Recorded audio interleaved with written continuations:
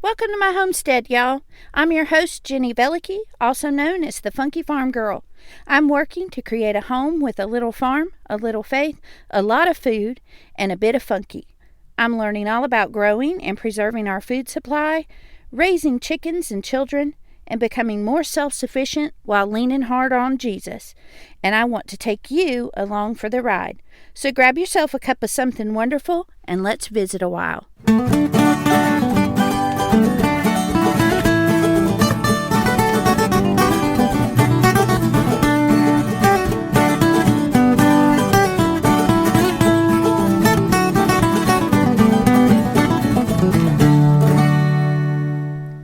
Hey y'all, welcome back.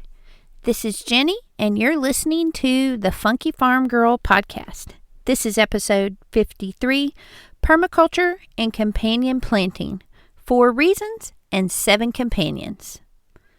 Before we get into our 4 reasons for companion planting and my 7 favorite companions, let's talk about what's happening on the homestead. So we are this week just returned from the beach and relaxed and refreshed and ready to jump into another week of getting the farm, the homestead ready for another gardening season. And so we are just up to our elbows in just tending to everything that was let go for a couple days while we were gone and getting everybody adjusted again and jumping right back in. Rest is so good for a weary soul, and it's such a good refreshment right before we jump in to another gardening season. So I'm so thankful for the break, but I'm also so happy to be back and ready to jump in and get started on this season of gardening. And so with that, let's talk about today's episode, Permaculture and Companion Planting. So this is our 3rd episode in this permaculture series. So if you go back to episode 51, you can listen to the introduction about what permaculture is and exactly what we're talking about when we say permaculture. And even on beyond before that, we did an episode on chickens and permaculture and how the gardens and the chickens feed each other and work together super well to make both of them very happy. And so I really have been wanting to do a deep dive into several different topics on permaculture because it's really changing the way I think about our land as I begin to make decisions for more long-term design and just thinking in terms of where would things serve us best to be, or how do I want to develop this part of the land or over here in this corner, and what kinds of goals do we have and the things that we want to set up and put into place, and how do we want to grow food, and how do we want to raise our animals in a way that really locks arms with Mother Nature and walks alongside of the things that she naturally does, rather than lock horns with her and fight tooth and nail to try to make things happen in a way that we want them to. And so one of the biggest things that I do that really brings permaculture to our farm, to our little homestead, is companion planting. And again, the biggest thing is that it doesn't lock horns with Mother Nature and fight against what she's doing. It actually really encourages natural systems to happen on their own in a way that produce more harvest for less work, with less loss and aggravation. And so let's dive in and talk first about why we would want to consider companion planting. Now, companion planting is basically when you plant 2 things that are not the same type of things beside of each other so that they benefit from each other. So plants that are friends so that they work together to produce even better plants. Why would we want to do that? Number one, we want to do that because it repels pests. One of the biggest things that can take out a garden faster than anything is to have a pest move in. When you have aphids take over your pumpkin patch, there are no more pumpkins.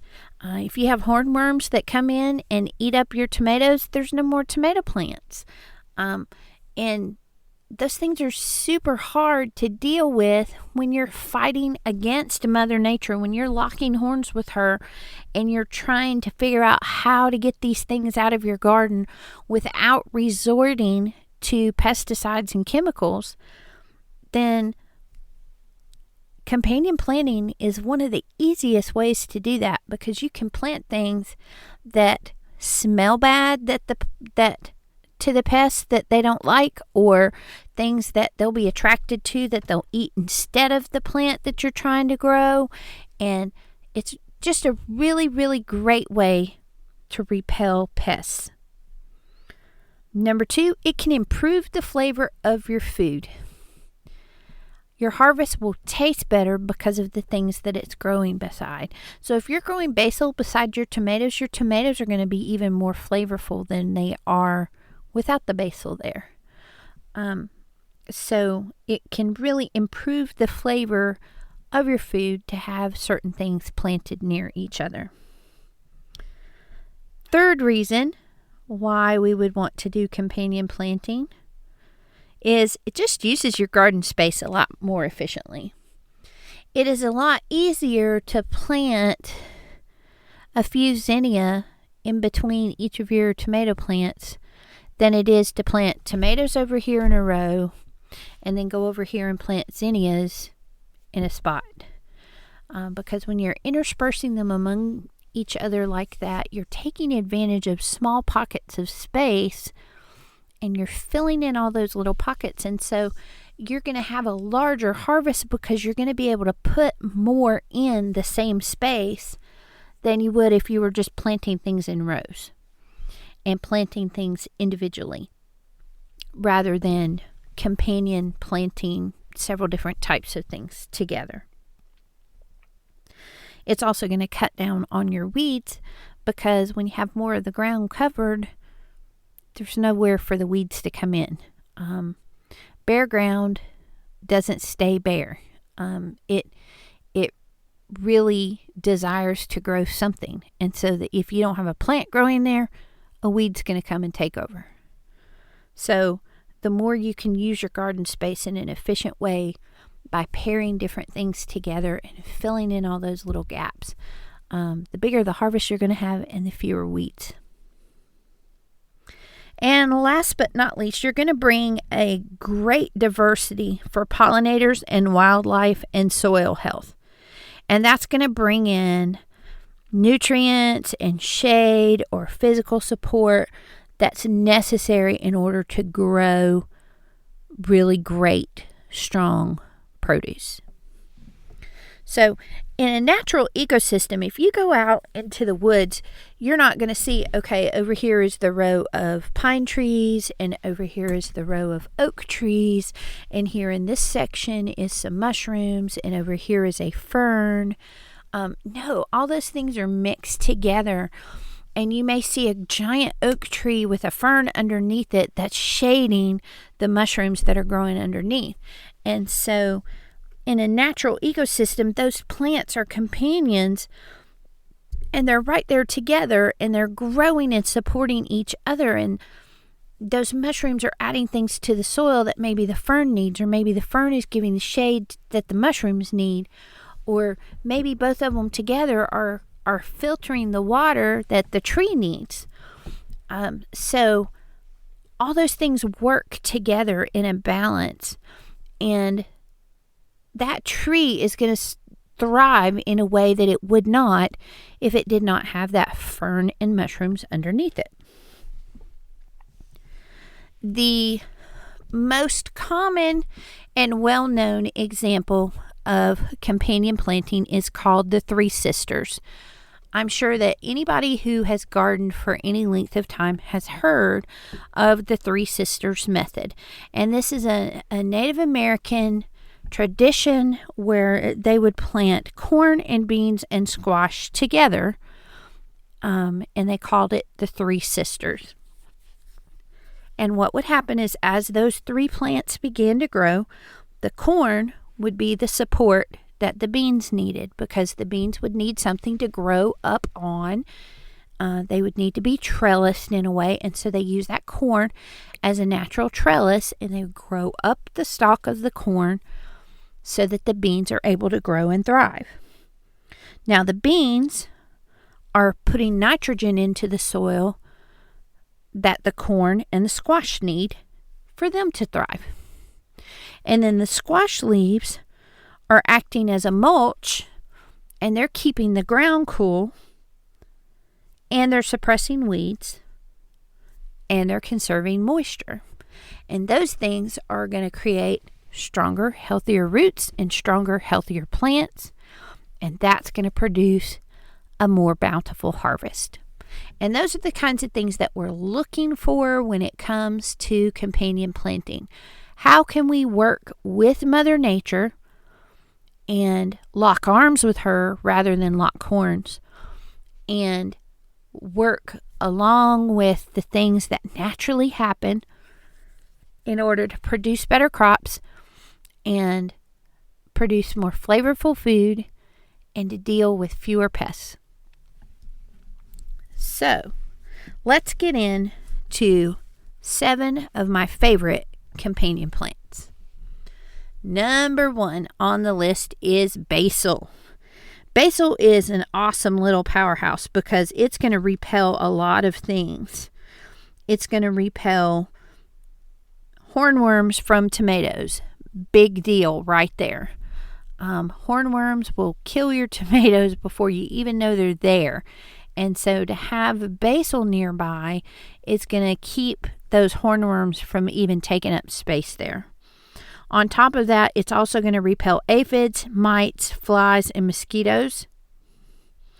And because of all those benefits, it's also really beneficial to peppers.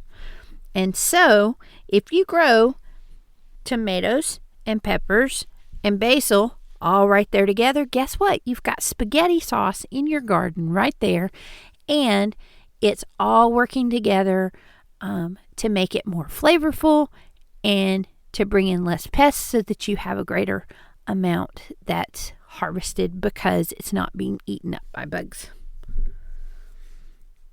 Next nifty little companion plant is marigolds. Now, not all of these are produce. Some of these are flowers, and they're really important flowers. And if you've never thought of putting flowers in your garden, I highly recommend, if nothing else, for the pollinators to add some flowers to your garden. But honestly, a lot of the flowers also have the benefit of being a great companion plant. And so marigolds fall into that category. Marigolds are going to deter cabbage moths and bean beetles. So you're going to want to plant them near brassicas and beans and things like that, because they're really going to help them to grow well and keep away the things that are going to destroy them. Another great benefit of marigolds is that the scent keeps wildlife mammals away. So if you want to deter things like squirrel and rabbits and deer from your garden, plant plenty of marigolds, and that will be part of the puzzle piece that you need to be able to keep those kinds of things out of your plants. Next up on our list of companions is nasturtiums. Now, y'all know that I am a big fan of nasturtiums. I just love these things, and I had not grown them until last year. But I think that it is something that I will never, ever be without in my garden again, because 1, they're so beneficial, and 2, they're beautiful, and 3, every single part of them is useful. And So I really highly recommend that you discover nasturtiums this year if you have not already.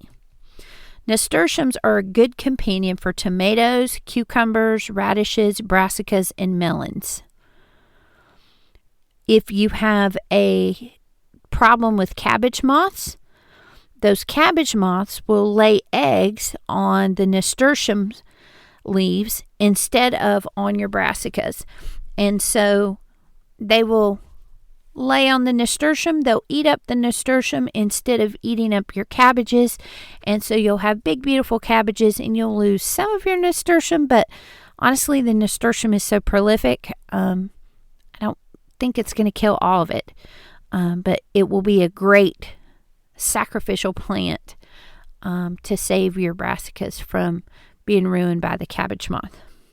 It's also, in the same way, a great trap crop for aphids, which will make for wonderful melons and cucumbers.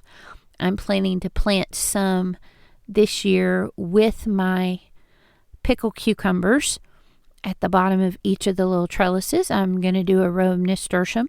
I also planted some on the arch where I'm growing my cucamelons. So, plant you some nasturtiums. Next up on the list is dill. Dill is awesome. Dill's not something that you hear about a lot of people growing, but I honestly believe that it's going to become one of my new favorites as well. It is going to encourage things like ladybugs, bees, and garden spiders to come into your garden. Now, I know some of you are saying, why in the world would I want to encourage spiders and bees to be in my garden? You've got to think of these things as your friends. You've got to see the benefit that they provide. Those spiders are going to trap insects that may harm your plants, like aphids and things like that. The bees and the ladybugs, same thing. They're gonna pollinate, and they're gonna keep the population of the pest insects down. Those are predatory insects, and so they're gonna come in there and they're gonna control the population of the pests that may come in. Dill also will attract a beneficial wasp that feeds on the cabbage moths. So if you have brassicas, you want to plant some dill nearby, because that parasitic wasp will be attracted to the dill, and then they will go after those cabbage moths and they will feed on them and keep them under control. You're going to want to plant dill with brassicas, corn, cucumber, lettuces, and onions. Next up on our list of companions is chives. Chives will actually improve the flavor of your tomatoes and your carrots. So plant those there and just enjoy a much more flavorful variety of your tomatoes and your carrots. They also are going to repel aphids and Japanese beetles. However, you are not going to want to plant chives by beans and peas. Whatever it is that you decide to put in your garden as a companion plant, always do a Google search and say chives companion planting, and it will definitely tell you what it's really, really good to plant with and what things need to be avoided. Not everything is a friend in the garden. There are some things that just are not compatible. They may prevent it from thriving, or they may attract the wrong kind of thing and cause an insect to come in that actually would eat your plant rather than repel a pest. And so do make sure that you Google whichever kind of plant that you're wanting to use as a companion, or if you have a specific kind of thing that you're growing, like tomatoes, and you want to grow something beside of it that will be a good companion, you can Google tomatoes companion planting, and it will tell you exactly what is a great companion to your tomatoes. So chives are not great for beans and peas, but they're wonderful for tomatoes and carrots, and they'll repel the aphids and the Japanese beetles for you. Next up on our list is cosmos. Cosmos are beautiful, bright, beautiful flowers, and they are going to be food and habitat for parasitic wasps like we talked about before. They're going to be great for lacewings and hoverflies, spiders, ladybugs, and all kinds of other beneficial predatory insects. So if you want to keep the bad bugs under control in your garden, plant lots of cosmos, because the cosmos will attract all of the different insects that eat the bad bugs. You will have loads of beneficial insects and fewer of the pests. Not to mention, your garden will look gorgeous with all of those flowers blooming everywhere. Last but not least, one of the stars of the show right up there with nasturtium, something I will always plant, and that's sunflowers. Sunflowers are beneficial to crops that require an insect pollination like squash and pumpkins. So if you have something that absolutely needs to be pollinated in order to continue growing, then you want to make sure that you plant sunflowers. I'm planning on planting them all around my pumpkin patch this year to make sure that I bring in those pollinators so that my pumpkins will be pollinated and grow and be prolific this year. They're also great at attracting bees and ladybugs that prey on aphids, and aphids are going to chew up your plants and ruin your pumpkin patch like they did mine last year if you don't have the sunflowers there.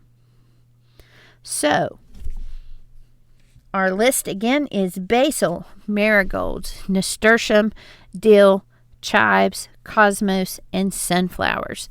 This is just the tip of the iceberg, y'all. Almost every plant can be a companion to something. So whatever it is that you're growing in your garden, like I said, I encourage you to go on Google and to search the name of that plant and companion planting and see what pops up. It may help you to plan out what gets put beside of what in your garden. It may mean that you go and you buy some seeds or you buy a few plants and you tuck them in among the things that are already planted in your garden to make that garden even better this year. But it really is worth the planning and effort to plant things together. You're going to get bigger harvests, you're going to get better flavor, and you're going to get healthier soil in the long run. So, this week, think about what you're planting and then add a companion. We're going to continue our permaculture series next week, and we'll be talking about fruit tree guilds.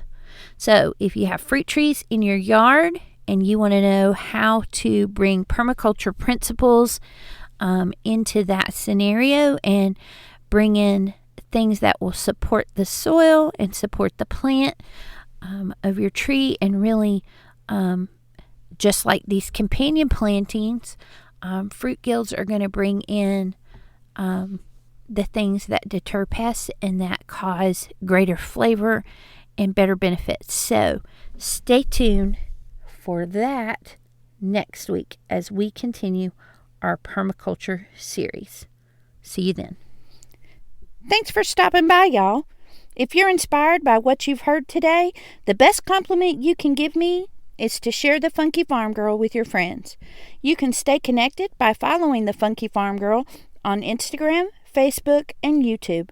Until we meet again next week, remember to bloom where you're planted.